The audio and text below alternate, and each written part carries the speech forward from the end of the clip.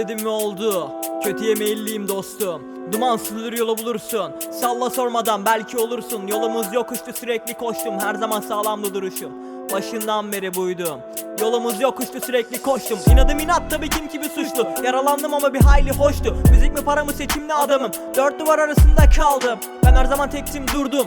En sevdiğim insanla vuruldum. Geceler şahit bana denk yok. Hızlı bir kontak arkası karakol. Göremedim hiçbir zaman ben. Duyamadım hiçbir zaman bana dengini yok. Göremedin hiçbir zaman sen. Göremedin hiçbir zaman kara rengimi bak. Yılanlar sanki peşkeş çekiyor sen de koş gel.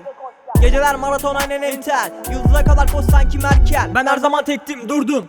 En sevdiğim insanla vuruldum. Geceler şahit bana denk yok. Hızlı bir kontak arkası karakol. Gün doğdu ben battım. Düştüm çok kez hep savaştım. Yolumuz yokuştu sürekli koştum. Her zaman sağlam bu duruşum.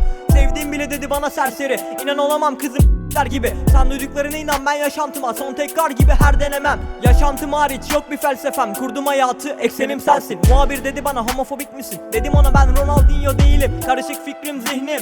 Kendi ellerimle mahvettim. Dilerim Tanrı beni affetsin. Yolum yol değil manzara sensin. Boş ver hayat bildiği gibi gelsin. Yazardım görseydin mutluluk inan. Serseriyim bak kuru bir yalan.